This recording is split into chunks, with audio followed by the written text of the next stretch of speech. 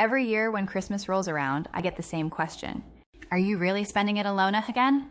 And the answer is yes. But the reason why? It's a lot deeper, a lot calmer, and honestly, a lot healthier than most people think. Let me start with something honest. The Christmas I grew up with wasn't the magical movie version. When I was younger, the holidays were chaotic, loud. People rushing around, pretending everything was perfect, when it really wasn't. I remember the tension more than the joy. The arguments that happened in whispers so the kids wouldn't hear. The forced smiles for photos. The kind of traditions that felt less like love and more like obligation. At some point, I realized I didn't miss that version of Christmas. I just missed the idea of what it could have been. As I got older, people started moving away. Schedules didn't line up. Some people drifted, some relationships faded. And one year, the year everything changed, I ended up alone on Christmas for the first time. I thought I'd feel sad. I thought I'd feel forgotten. But instead, I felt something I hadn't felt on Christmas in a long time. Peace. No noise, no pressure.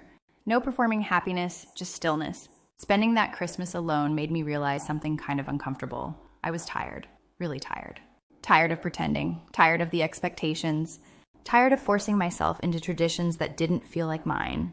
And for the first time, I started asking myself a question I'd never asked before. What would Christmas look like if I wasn't trying to please anyone? If it was only for me? That's when everything changed. That first year alone, I accidentally created a few new traditions. The kind that I still keep today. I cook whatever I'm craving. Sometimes that's ramen, sometimes it's pancakes at 2 a.m.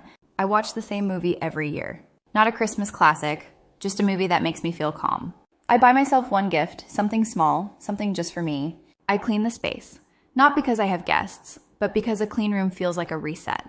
And sometimes I don't do anything at all, I just rest.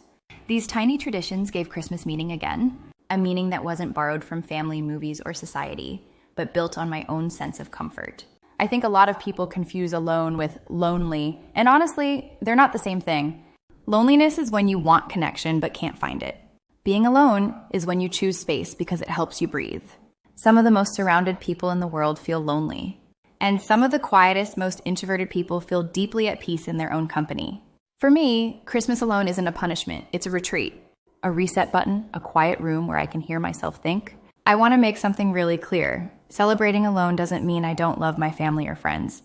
I still call the people I care about, I still send messages. I still show up in ways that feel real. I just don't believe love has to look one specific way. And I don't think the value of family should be measured by how many hours you sit in a room together on December 25th. There's this pressure during the holidays, this unspoken expectation that you're supposed to be joyful, cheerful, grateful, excited. But forcing happiness doesn't create happiness.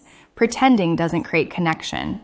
So I stopped performing Christmas, and once I stopped, the anxiety disappeared, the pressure disappeared, and what was left was something simple, something quiet, something real.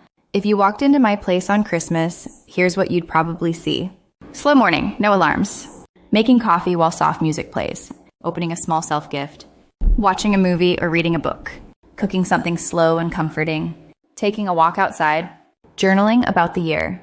Maybe crying a little, maybe laughing, maybe doing absolutely nothing. And it feels right. It feels like mine.